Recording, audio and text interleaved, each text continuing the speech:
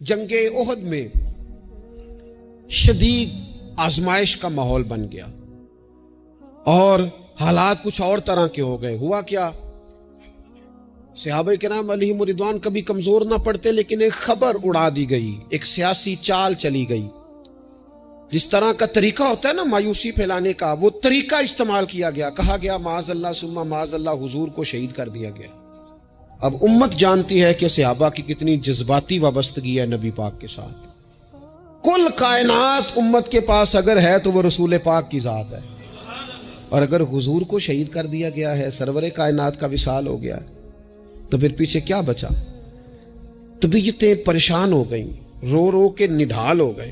حضرت انس بن مالک رضی اللہ تعالیٰ عنہ کا جو نام ہے نا انس، یہ ان کے چچا کے نام پر رکھا گیا تھا. ان کے چچا کا نام تھا حضرت انس بن نضر رضی اللہ تعالیٰ عنہ. وہ نہ نکلے میدان احد میں جب پوری طرح لوگ پریشان تھے، نڈھال تھے، تکلیف میں تھے، کمزور پڑے ہوئے. وہ میدان میں نکلے، کہا یہاں کیوں بیٹھے ہو؟ تو ایک صحابی نے بڑے درد سے کہا آپ کو پتہ ہے حضور کا وصال ہو گیا ہے، خبر ہے کہ حضور کو شہید کر دیا گیا. تو حضرت انس بن نضر نے نا پتہ کس طرح کی بات کی، فرمانے لگے یار اگر حضور شہید ہو گئے ہیں، ہم نے جی کے کیا کرنا ہے؟ بیٹھے کیوں ہو؟ اٹھو نا، تلواریں پکڑو. جس رستے میں حضور نے شہادت دی ہے، ہم بھی اسی رستے میں شہید نہ ہو جائیں. اٹھو، نکلو. آپ نے اس جذبے کا اظہار کیا کہ جن کی تلواریں سائڈ پہ پڑی تھی انہوں نے بھی جلدی سے تلواریں اٹھا لی. اللہ اکبر کہہ کے میدان میں کودے، اور ان کے لفظوں میں اتنی طاقت تھی کہ جان پڑ گئی. صحابہ کہتے ہیں مجمع میں حضرت انس بن نضر کہنے لگے ادھر آؤ، ادھر دوڑ کے آؤ، مجھے تو وہ دیکھو احد پہاڑ کے اندر سے جنت کی خوشبو آ بھی رہی ہے، وہ دیکھو چند قدموں پہ جنت ہے، دیکھو. حد کر دی انہوں نے لڑنے والی. حضرت انس بن مالک بعد میں بتایا کرتے تھے، فرمایا کرتے تھے اس جنگ میں میرے چچا کے جسم پر 80 سے زیادہ زخم آئے تھے. 80 سے زیادہ زخم وجود پر موجود ہیں. اللہ کرے میں اپنی ملت کے جوان کو سمجھا سکوں. 80 سے زیادہ زخم جسم پر موجود ہیں، پر حضور کا صحابی پھر بھی کھڑا ہے. تو ایک زخم برداشت نہیں کر سکا اور گر گیا ہے. زخم پہ زخم کھا کے جی، خونے جگر کے گھونٹ پی، آہ نہ کر لبوں کو سی، یہ عشق ہے کو دل لگی نہیں. تو ترا چل نا اس سارے سفر میں، تو تھوڑا سا نا بیڑیوں سمیت سفر طے کرنے کا مزاج بنا نا. ذرا تپتے ہوئے صحرا پر تیرے پاؤں جلیں تو پھر تجھے پتا چلے گا کہ سفر کس طرح ہوتا ہے. یہ نا امیدی کا مزاج نہیں، یہ اس طرح کی طبیعت نہیں جو ہماری تمام سیاسی جماعتوں نے ملک کے اندر افراتفری پھیلا دی ہے اور پریشانی کر دی ہے. ہمیں ہمت کے ساتھ، ہمیں جذبے کے ساتھ، ہمیں شوق کے ساتھ ایک دوسرے کو بحال کرنا ہے. نبی پاک علیہ السلام نے فرمایا شوربہ زیادہ پکا لیا کرو، پڑوسی کو بھی شامل کر لیا کرو.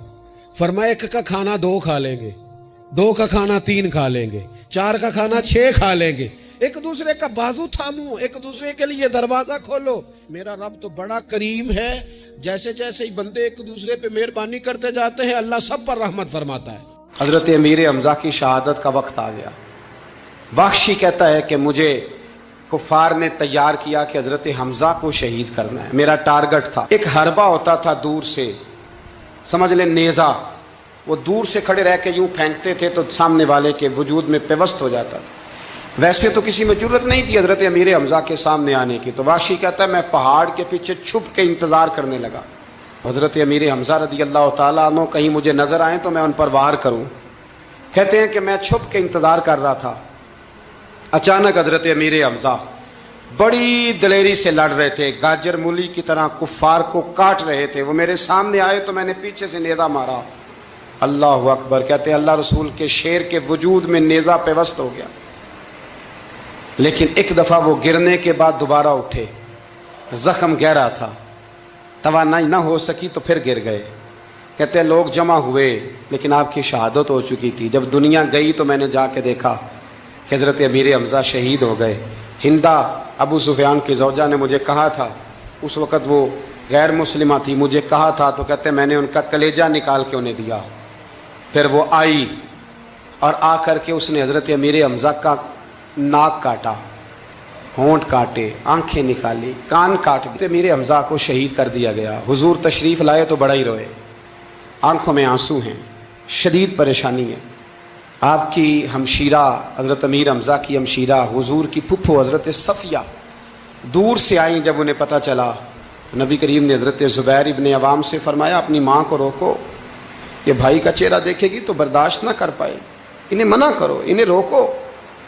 हज़रत सफ़िया को जब कहा गया तो वो कहने लगी, और भी कई बातें मिलती हैं तारीख़ में, लेकिन फरमाने लगी एक बात ये भी मिलती है, कहने लगी मुझे पता चल चुका है मेरे भाई के साथ बड़ा जुल्म हुआ है, लेकिन मैंने रब करीम से सब्र की तौफीक मांगी है। अल्लाह मुझे तौफीक देगा, मेरे ऊपर फजल करेगा तो मैं इंशाअल्लाह सब्र करूँगा। ये लफ्ज़ कहे उन्होंने, और वो आईं। फिर 2 चादरें आईं कफ़न के लिए। करीब एक और सहाबी भी थे। हुजूर फरमाने लगे मेरी तबीयत नहीं मानती कि अपने चचा को तो कफ़न दे दूँ और दूसरा सहाबी ऐसे ही पड़ा रहे। मेरे नबी करीम अलैहिस्सलाम की हमशीरा कहने लगी ठीक है, आप एक चादर उन्हें दे दें। अब एक चादर बड़ी थी, एक छोटी थी। दुख की घड़ी देखे और मेरे नबी का अंदाज़े अदल देखे। फरमाया कुरान अंदाज़ी की जाएगी। कुरान अंदाज़ी हुई तो फरमाया बड़ी चादर उस सहाबी को मिलेगी और छोटी में मेरे चचा को कफ़न दे दो। सर ढांपते थे तो पैर नंगे हो जाते, पैर ढांपते थे तो सर नंगा हो जाता था। हुजूर ने फरमाया सर ढांप दो और पैरों पे घास डाल दो और फिर मेरे चचा को दफन कर दो। नबी करीम सल्लल्लाहु ताला अलैहि वसल्लम ने चचा का जनाजा पढ़ा। एक बीबी 3 साल का 4 साल का बेटा लिए रो रही है, ओहद का दिन है। सहेलियां पूछती हैं तू क्यों रोती है? वो कहती है देखो मेरा खामन भी बदर में शहीद हो गया, भाई और बाप भी। दिल करता है कोई जवान बेटा होता तो आज मुस्तफ़ा के साथ उसे ही भेज देती। कोई जवान मेरे पास है ही 3 साल का, तो क्या करूं? 3-4 साल का बच्चा क्या करेगा? पता नहीं क्या दलील आई, अचानक उठी, बेटे को सीने से लगाया, कपड़ा डाला, मस्जिद नबवी पहुंच गई। हजरत बिलाल कहते हैं मुझे मिली, कहने लगी बिलाल मुझे पता है हुजूर तैयारी करा रहे हैं जंग की, पर 2 मिनट अगर मेरी मुलाकात हो जाए। बिलाल हबशी कहने लगे हुजूर हम एक बीबी जिद कर रही है। हुजूर बाहर आए, कहने लगी हुजूर मैं फलां की बेटी, फलां की बहन, फलां की बेवा हूं, मैंने बदर में 3 शहीद दिए हैं, अब मेरे पास ये 3 साल का लाल ही बचा है, बड़ा फख्र है मेरा। लोग मुझे शहीद की बेवा, शहीद की बेटी, शहीद की बहन करते। दिल करता है शहीद की अम्मा भी कहीं जाऊं तो मेरा बेटा ले लें। सैयदना बिलाल कहते हैं हुजूर मुस्कुराए, कहने लगे ये 3 साल का नौनिहाल क्या करेगा? कहते अम्मा का अजीब जज्बा है। कहने लगी महबूबा सुना है असला भी थोड़ा ही है, ढालें ज्यादा कोई नहीं, मेरा बेटा साथ रख लें, जब आपकी तरफ कोई तीर आया ना तो मेरा बेटा ढाल के तो इसको ढाल बना के आगे कर देना। महबूबा ढाल तो बन ही सकता है ना। हजरत बिलाल फरमाते हैं मुस्तफ़ा करीम ने फरमाया जा मैंने कबूल किया, कयामत के दिन बेटा घर ले जा, जब तेरा नाम पुकारा जाएगा तो शहीद की अम्मा कह के पुकारा जाएगा। चलते चलते एक गरीबनी और आ गई, इतनी सी अट्टी बान की, इतनी सी। बिलाल हुजूर से मुलाकात हो जाएगी। नबी पाक आ गए तो कहा महबूबा ये गलबा इस्लाम में मेरा भी हिस्सा डाल ले। हुजूर ने फरमाया ये क्या है? कहने लगे हुजूर खामन फौत हो गया, औलाद अल्लाह ने बेनियाजी से दी नहीं, सवेरे चरखा काट के रिज़्क़े हलाल खाती हूं, मेरे पास ना ये इतना सा बान है, एक घोड़े की लगाम बन जाएगी। महबूबा हिस्सा तो डाल जाएगा ना दीन के लिए, मेरी कबूलियत हो जाएगी। मेरे हबीब ने हाथ उठाए और दुआ मांगी, कहे अल्लाह जितना तू मैदान के मुजाहिदों को अजर अता फरमाए उतना इस गरीबनी को भी अता फरमाना। सहाबा फरमाते गज़वा उहद के मौके पर हमने नबी पाक अलैहिस्सलाम के रुखे ज़ेबा पर खून बहता हुआ देखा। कुफार ने संग बारी की, तकलीफ दी हुजूर को, मुकद्दस रुखसारों पर खून बहा। हमने अर्ज की या रसूलल्लाह दुआ करे ना ये बर्बाद हो जाए। तो नबी पाक अलैहिस्सलाम ने फरमाया मुझे लान तान करने वाला नहीं बना के भेजा गया, मुझे रहमत बना के भेजा गया। और नबी करीम ने दुआ फरमाई अल्लाह इन्हें हिदायत अता फरमा। इस मौके पर जब हुजूर को जाती तौर पर तकलीफ दी गई है, मुकद्दस चेहरा नूर पर खून बह रहा है और सहाबा के कलेजे फट रहे हैं, اور احد کے میدان میں حضور کا وہ رنگین چہرہ خون سے بھرا ہوا دیکھ کر طبیعتیں مچل رہی، تڑپ کے عرض کی حضور کریں دعا یہ تباہ ہو جائے۔ فرمایا نہ بھائی، وہ لان تان کرنے والا نہیں، مجھے تو رحمت بنا کے بھیجا گیا۔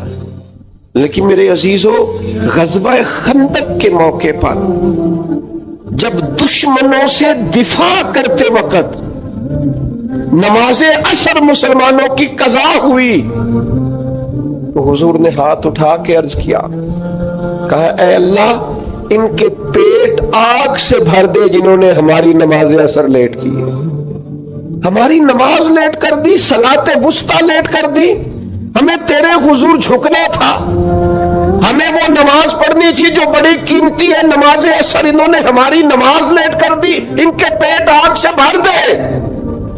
حضور کا سارا چہرہ لہو سے بھرا ہے، پر ذات کے لیے دعا نہیں کی کہ یہ تباہ ہو جائیں، پر ایک نماز لیٹ ہو گئی۔ صحابہ کی عصر قضا ہوئی تو کریم نے ہاتھ اٹھا کے کہا یا اللہ بھر ان کے پیٹ آگ سے۔ او سنگیو، آؤ یارو اپنا اخلاق تو دیکھیں، میری بھی فجر قضا ہے، میرے پتر کی بھی قضا ہے، میری جوان بیٹی بھی جم کے سو رہی، کبھی ماتھے پر شکن تک نہیں آئی، لیکن میری روٹی لیٹ ہو جاتی ہے تو میں سارا گھر سر پہ اٹھا لیتا ہوں، زمین آسمان ایک کر دیتا ہوں۔ میرے بچے، آپ کے بچے ہماری نگاہوں کے سامنے وہ پوری طرح بری سوسائٹی کا شکار ہو جائے اور وہ جانے کس کس گناہ میں لگ جائے، معاذ اللہ شکن تک نہیں آتی، لیکن میرے کپڑے وقت پر استری نہیں ہوئے، مجھے ٹائم پر فلاں چیز نہیں دی گئی، آسمان سر پہ اٹھا لیا جاتا ہے۔ حضور نے تو ہمیں یہ اخلاق سکھایا ہے کہ لہو سے تیرا وجود بھی ذات کے لیے بھر دیا جائے، تو زبان سے لان تان نہ کرنا، یہ تیرے نبی کا طریقہ ہے۔ ام ربیعہ ایک خاتون تھی، بڑی نیک عورت تھی، بغداد میں رہتی تھی۔ اللہ تبارک و تعالیٰ نے بڑی دولت عطا فرمائی، ان کی شادی بھی ایک دولت مند سے ہوئی، ایک دولت مند سے شادی ہوئی۔ فرماتی ہے کہ میں چھت پہ بیٹھی تھی اپنے شوہر کے ساتھ، وہ دولت مند تو بڑا تھا پر متکبر بھی بڑا تھا۔ دروازے پہ فقیر مانگنے آیا تو میرا خاوند بالکنی سے جھانک کے کہنے لگا اسے کچھ نہ دینا، اس دکاندار ہے، یہ دنیا دار بنے ہوئے، جان بوجھ کے مانگتے ہیں۔ تو میں نے کہا میں تیری دولت سے نہیں دوں گی، میرے میکے سے جو کچھ آیا اس میں سے دینے کی اجازت دینا۔ اس نے کہا جانا ہی نہیں۔ تو عورت کہتی ہے اس مانگنے والے کا، اس جو دروازے پہ شخص کھڑا تھا، اس کے مانگنے والے کا جو انداز تھا وہ بتاتا تھا کہ کئی دنوں کا بھوکا ہے۔ اس جوان کے چہرے پر عجیب بھوک تھی۔ کہتی میں شوہر سے نظر بچا کے آئی اور میں نے چند دینار اس کی ہتھیلی پہ رکھے، جب رکھ کے میں نے دروازہ بند کیا تو سامنے میرا شوہر کہنے لگا میری بغیر اجازت کے دیتی ہے، جا تجھے 3 طلاقیں۔ کہتی میں عزت مند باپ کی بیٹی طلاق لے کے گھر آ گئی، جرم میرا یہ ہے کہ میں نے اللہ کے رستے میں خیرات کی ہے۔ کہتی ہیں میرا والد پریشان کہ غلطی جس کی مرضی ہو، قصور تو بیٹیوں کا ہی ہوتا ہے نا، لڑکے پاک کے پاک رہ جاتے ہیں، منگنی بھی ٹوٹ جائے تو بچی کی جو حالت ہوتی ہے وہ کوئی بتا سکتا ہے؟ تو کہتی ہے میں شدید پریشان، میرے والد اور والدہ بھی پریشان، رشتہ کہاں سے آئے گا؟ 1-2 سال ہم شدید کرب میں رہے، رشتہ آیا تو بڑے امیر آدمی کا، میں طلاق یافتہ تھی پر بندے کوارے کا رشتہ آیا۔ کہتے ہیں جب وہ رشتہ ہو گیا، میں پہلے دن اپنے خاوند کے پاس گئی تو مجھے کہنے لگا مجھے جانتی ہو میں کون ہوں؟ میں نے کہا نہیں۔ کہنے لگا میں وہی ہوں جو تیرے دروازے پہ خیرات لینے آیا تھا، تجھے میری وجہ سے طلاق ہوئی تو میں اسی رات جا کے مصلے پہ رویا کہ مولا میری وجہ سے بیچاری کا گھر اجڑ گیا۔ پھر میں نے 18 گھنٹے محنت کی تو میں نے تجھے عزت دینے کے لیے، کہنے لگا اب تجھے بیوی بنا کے نہیں مہرانی بنا کے رکھوں گا، میں تیری نوکری کروں گا، تو میری محسنہ ہے۔ کہتی ہے 1 سال گزرا، مجھے اللہ نے بیٹا بھی دیا، میں چھت پہ اپنے شوہر کے ساتھ بیٹھی، دروازے پہ مانگنے والا آیا تو میرا شوہر سارے کام خود کرتا تھا، آج جب مانگنے والا آیا تو کہنے لگا جب کوئی مانگنے آیا تو نے دینے جانا ہے۔ کہتی ہے میں دروازے پہ مانگنے والے کو دینے گئی تو میری چیخ نکل گئی، میں دھڑام سے گری، میرا شوہر دوڑا آیا، کیا ہوا؟ کہنے لگی پتہ ہے مانگنے کون آیا؟ یہ وہی ہے جو میرا پرانا شوہر تھا، بے پرواہی ویک سجن دی जिथे किसे दी पेश न जावे उन्हें ताजा वाले दर दर रोले। ताजा वाले तख्तो ताज वाले ताजा वाले दर दर रोले ते मंगते तख्त बिठावे। ओए सजना किसे नु घर आ मिलदा ही कोई काबे खाली आवे। कहती हैं उम्मे रबिया कि वो शख्स मेरे दरवाजे पे, मैं रोने लगी। दौलत का तकब्बुर करते हैं लोग। गरीब दरवाजे पे खड़ा है तो कहते हैं तुम कमाते नहीं, मुझसे भीख मांगने आ जाते हो। दौलत का तकब्बुर, खबरदार इस तकब्बुर में मुब्तला ना होना। लोग तो आप यकीन करें फतवे लेते फिरते हैं, कहते हैं ऐसे ही जनाब ज़कात तो उसकी बनती है जो टैक्स ना दे, ज़कात तो उसकी बनती है जिसके पास मुलाजम ना हो। तो ऐसे मौलवियों ने सुनो, हजरत मूसा के चचा का बेटा था कारून, हजरत मूसा की दुआ से दौलत मिली। इतना दौलतमंद हो गया कि खजानों की चाबियां 4 ऊंट उठाया करते। हजरत मूसा ने कहा कि 1000वां हिस्सा ज़कात फर्ज हुई है। कितना हिस्सा? 40वां नहीं, 1000वां हिस्सा ज़कात दे। कहने लगा देता हूं। घर जाके हिसाब किया तो परेशान हो गए, इतने पैसे देने पड़ेंगे। परेशान जब आते हैं तब नहीं परेशान होते, इतने आ गए मेरे पास, देने पड़े तो कहने लगा हो इतने पैसे। हजरत मूसा ने कहा दे, तो कहने लगा जनाबे मूसा वैसे महंगा नहीं बड़ा आपने रखा खर्चा। आप फरमाने लगे मेरा हुक्म नहीं, हुक्म मेरे 40वां नहीं था। कौन सा हिस्सा था? बोलिए मुसलमानों का कितना है? सारे सही देते हैं ज़कात? कहते मैं थोड़ी थोड़ी देता रहता हूं, मैं साल में मैंने थोड़ी थोड़ी बांट दी है। कुछ उनको दिया जो मुझे वोट देंगे, कुछ उनको दिया जो गाहे गाहे मेरे घर का कोई काम कर देंगे, मैंने बांट दी है। ये ज़कात दे रहा है कि सियासत कर रहा है तू? ये कौन सा तरीका है? ये कौन सी तबीयत है? मजमून भेजा एक दोस्त ने, एक बच्ची बड़ी मुश्किल से मैट्रिक उसने किया है, तो कोई अमीर आदमी उनके घर में पैसे दे गए इस रमजान में। हैदराबाद के करीब किसी गांव की रहने वाली, तो बच्ची अगले दिन जाके सारा कुछ उनके घर दे आई है, सारा कुछ दे आई है। क्यों? कि वो बच्ची कहती है मैं यतीम हूं, मैं 1.5 साल की थी और मेरा भाई अभी पैदा नहीं हुआ था जब मेरा वालिद फौत हो गया। तो मेरे चचा ने धक्के दे के निकाल दिया। मेरी माँ ने बर्तन धो धो के हमें पाला और मेरी माँ ने हमें पढ़ाया, शदीद मेहनत की। तो कहती है कल एक दुनियादार आया, उसने कहा मैंने राशन देना है, जबरदस्ती हमारे घर आया, गरीबों को देना है। कहती है मेरी माँ ने कभी हमारे सामने दुख नहीं अपना खोला कि मैं बड़ी गरीब हूं, मैंने जवानी तुम्हें। लेकिन क्या अजीब मंजर है कि उसने एक तोड़ा दिया राशन का, तो सवेरे जब मेरी अम्मा जोर के बाद काम करके आई है तो रो रही थी। मैंने पूछा अम्मा क्या हुआ? तो कहने लगी बेटे 4 अखबारों में मेरी तस्वीर लगी है, 4 अखबारों में। मुझे क्या पता उसके पास कितने मोबाइल थे, कितनी तस्वीरें खींचता रहा। तो वहां रख के कहने लगी चचा हमने बड़ी रातें बगैर पंखे के गुजारी है, कई दिन बगैर रोटी खाए गुजारे, पर हमने अपना पर्दा नहीं खोला तो एक आटे का थैला दे के हमारा पर्दा खोल गया। 4 अखबारों में रख अपना सामान और सवेरे अखबार में ये खबर भी जरूर छपवा देना कि वो वापस कर गए। ये खबर भी सवेरे अखबार में जरूर छपवा देना कि वो आटे का थैला वो वापस कर गए, ये खबर छपवा देना। फिर वो बच्ची अपनी माँ की इज्जत के लिए गई और जाके प्रेस क्लब में उसने 4 अखबारों को कहा कि मैं आटा वापस कर रही हूं। अब तुम्हारी जिम्मेदारी है कि तुम लोगों को बताओ कि वो थैला आटे का, शर्म नहीं आती? मैं इज्तिमाई शादियों की मुखालफत करता रहता हूं। दिल करता है तुम्हारा कि तुम्हारी बेटी और तुम्हारा दामाद बिठाया जाए स्टेज पे और कहा जाए खैरात में इसकी शादी हो रही है, अखबारों में तस्वीर आए, किसी गरीब की बच्ची की शादी कर दी तो बोर्ड लगवा दिया 30 इज्तिमाई शादियां। वो तमाशा है? गरीबों की बेटियां तमाशा बनाने के लिए है? अगर किसी गरीब की बच्ची की खिदमत कर दिया तो उस तरह कर जिस तरह हुसैन के बेटे इमाम ज़ैनुल आबिदीन किया करते। इमाम ज़ैनुल आबिदीन, इमाम हुसैन के बेटे, जब दुनिया सो जाती तो सैयदा का पोता अपने कंधे पर अनाज की थैली रख के गरीबों के दरवाजों पर दस्तक देने पहुंच जाता। गरीब बाहर निकल के पूछते नाम क्या है? कहने लगे मेरा नाम ना पूछो, मेरी तो मेरा दादा ड्यूटी लगा गया, मेरी तो मेरा अब्बा ड्यूटी लगा गया, ये तुम्हें तुम्हारे हिस्से का राशन है, इसे कबूल कर लो। ये उन लोगों का तरीका था। ये क्या अंदाज हुआ कि 4 अखबारों में खबर, इज्जतें लोग उछालते फिर। उसको कहा قارون کو زکات دے, کہنے لگا کوئی نہیں, بلکہ اس نے الزام لگایا. حضرت موسیٰ تقریر کر رہے تھے تو ایک بندہ لے کے آ گیا, اس کے پیچھے ایک عورت ہے. کہنے لگا موسیٰ خطبے بڑے دیتے ہیں, پر ایک بی بی کہتی ہے کہ حضرت موسیٰ نے تو میرے ساتھ معاذ اللہ ثم معاذ اللہ نقل کفر نباشد, موسیٰ نے تو میرے ساتھ زیادتی کی ہے.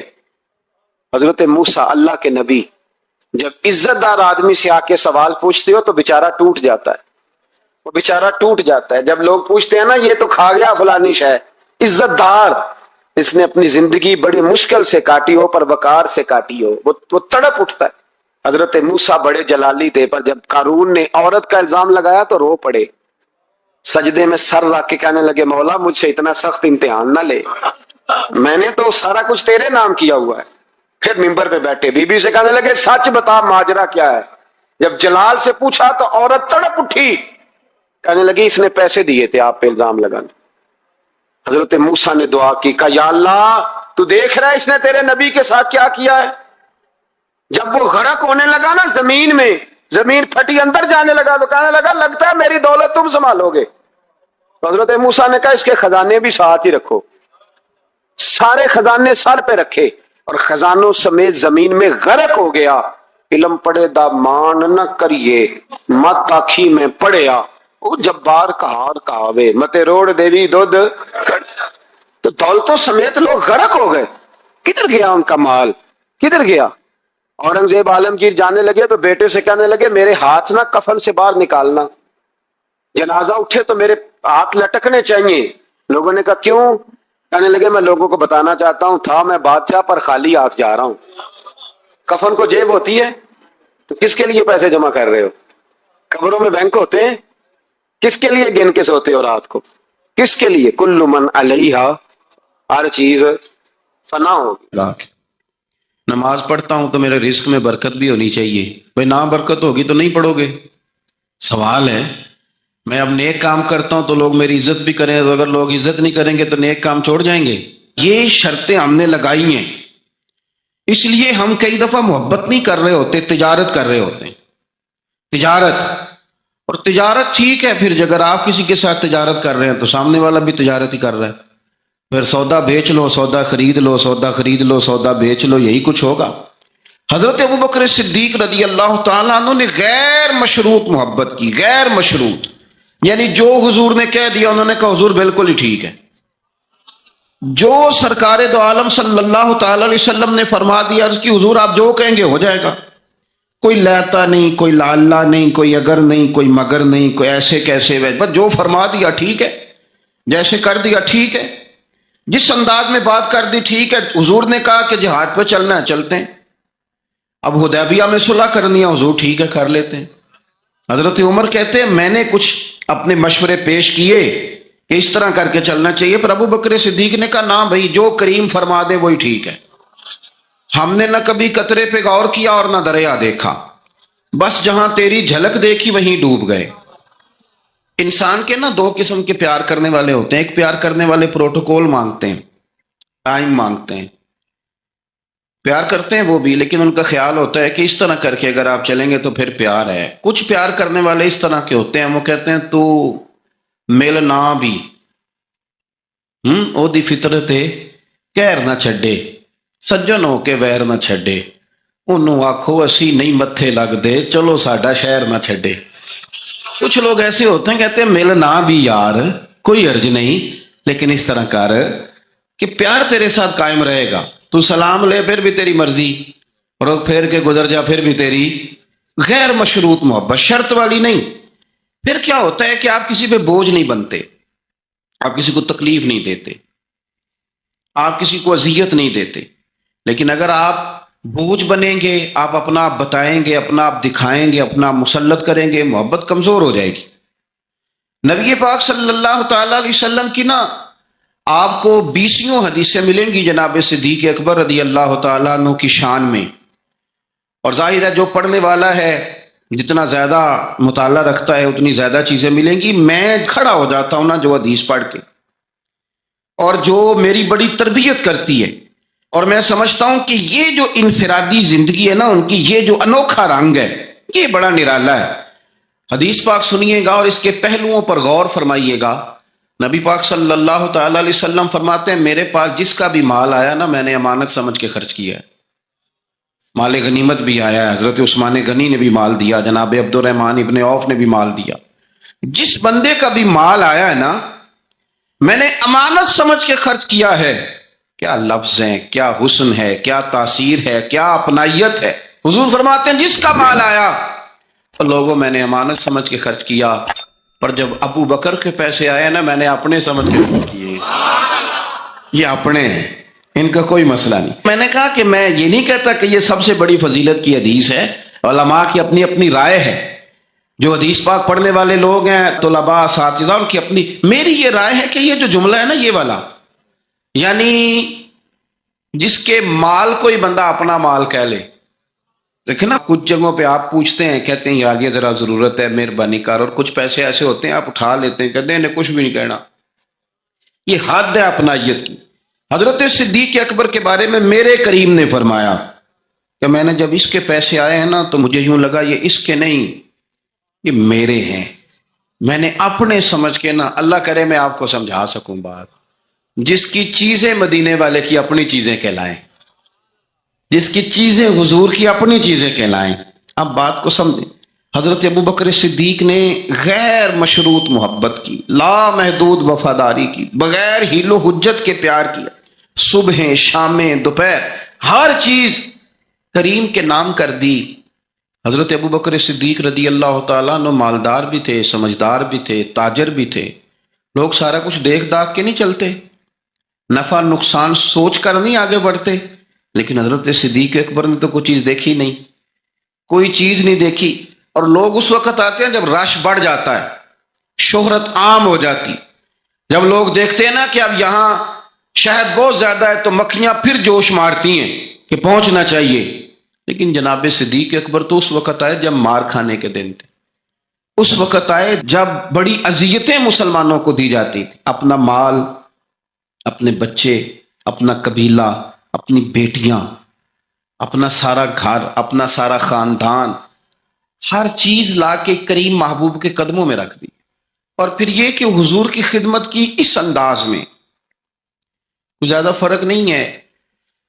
عمر بظاہر نبی پاک صلی اللہ علیہ وسلم سے 2.5 سال ان کی کم ہے، لیکن غار ثور میں جو لوگ گئے ہیں وہ جانتے ہیں کہ وہ بڑا مشکل رستہ ہے، ابھی بھی بڑا مشکل ہے، حالانکہ رستے بن گئے۔ چلیں ایک بات اور بھی کہہ لیتے ہیں، تجربے کی ہے کہ حالانکہ رستے بن گئے، حالانکہ اس کے لیے بڑے بڑے چندے بھی اکٹھے ہو گئے، بڑے بڑے چندے۔ جتنی دفعہ مجھے کچھ موقع ملا ہے تو میں نے تو یہی دیکھا ہے جی رستہ بن رہا ہے، آ جائیں ذرا آپ بھی اس میں شامل ہو جائیں۔ چندے والا معاملہ بھی بڑا سپر ہے، کس کس انداز میں لوگ جمع کرتے ہیں۔ رستہ بن گیا ہے، لوگوں کے لیے آسانیاں ہو گئی ہیں، ہاتھ کے اندر بڑی بڑی روشنیاں ہیں، کھانے پینے کا رستے میں موقع ملتا ہے، آسانیاں سہولیات ہیں۔ لیکن جناب صدیق اکبر کہتے ہیں رات کی تنہائی میں جب میں نے حضور کے مقدس قدموں میں ورم دیکھا، تکلیف دیکھی، تو میں نے کہا حضور مہربانی کریں، آپ میرے کندھے پہ نہیں آ جاتے۔ کندھے پہ اٹھایا حضور کو، پباں پار قدم نہیں جے لاؤندا تے 100 پہاڑ تے چڑھیا جاندا تے او پہ جاندا تے یار نبی دا تے اے اصلی دلدار نبی دا۔ کندھوں پہ بٹھا کے نا حضور کو تو غار میں لے گئے۔ اب ایک اور بات بھی ذرا سمجھنا، وہاں جا کے نا تو حضور کو بٹھا لیا، کہنے لگے حضور آپ ذرا ٹھہرے، میں اندر دیکھتا ہوں کوئی چیز ہو نا، کبھی میں پہلے صفائی کر لوں، کوئی چیز تکلیف دینے والی ہو تو مجھے تکلیف دے۔ پہلے اندر گئے، صفائی کی، جھاڑ پونچھ کی، پھر حضور کو بلایا۔ ہمارے علماء نے یہاں ایک نقطہ لکھا ہے، وہ کہتے ہیں غار ثور میں پہلے جناب صدیق اکبر گئے پھر حضور گئے۔ پھر سمجھنا بات کو، پہلے جناب صدیق اکبر گئے پھر حضور گئے۔ اس کا مطلب ہے جہاں حضرت صدیق اکبر پہنچ جائے نا وہاں حضور بھی آ جاتے ہیں۔ تو علماء کہتے ہیں تو اپنے دل میں نا جناب صدیق اکبر کے لیے جگہ بنا، مدینے والے بھی تیرے دل کو پسند فرما لیں گے۔ جگہ بنانا جناب صدیق کے لیے، اپنے دل میں جگہ بنانا، اس شخص سے پیار کر۔ حضرت صدیق اکبر تو امت کے استاد ہیں، جس نے ادب سیکھا ہے حضور کا جناب صدیق اکبر سے سیکھا، جس نے وفاداری سیکھی اس نے جناب صدیق اکبر سے سیکھی، جس شخص نے نبی پاک علیہ الصلوۃ والسلام کی اتباع سیکھی उसने जनाब सिद्दीक अकबर से सीखी, अपनी जिंदगी को बांध कर हुजूर के कदमों में गिरा दिया। जिस तरह हुजूर ने फरमाया, जिस मकाम पे हुजूर ने फरमाया, जो नबी पाक ने चाहत की, जिस तरह रसूल पाक सल्लल्लाहु अलैहि वसल्लम ने पसंद फरमाया। किसी ने एक दिन पूछा था सबसे ज्यादा खुश किस दिन हुए? फरमाने लगे मैं हुजूर को ना मक्के से मदीने लेके जा रहा था, तो गर्मी बड़ी शदीद थी, 2-3 दफा मैंने देखा तो हुजूर के चेहरे नूर पे मुझे पसीना नजर आया। अब मैं ढूंढने लगा कि कोई ठंडी चीज मिले ना तो मैं हुजूर को पेश करूं।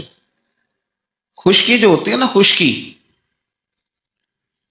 तो ये तो वैसे ही बड़ी तकलीफ करती है।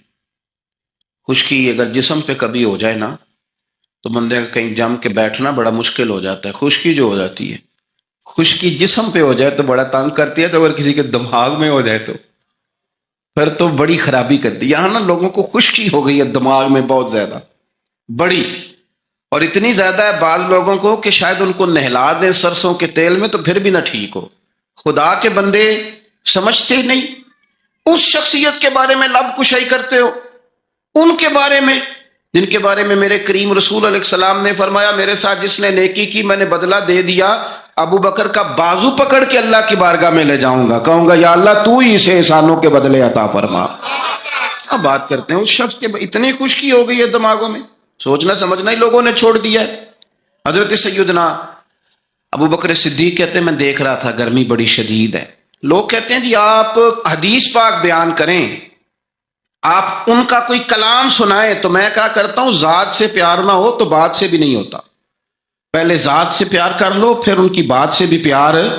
ये देखो ना जनाब सिद्दीक अकबर रदी अल्लाह तआला अन्हु तबलीग नहीं कर रहे इस वक्त, वो दावत दीन नहीं दे रहे, बता क्या रहे हैं। तुम बार बार चेहरा देखता तो हुजूर सैयद आलम सल्लल्लाहु तआला अलैहि वसल्लम को ना पसीना मुबारक आ रहा था, तो मैं कोई छांव ढूंढने लगा। एक जगह मैंने देखा, एक ढलान है पहाड़ की, उसके नीचे कुछ जगह थी, मैंने जाकर जल्दी से साफ की।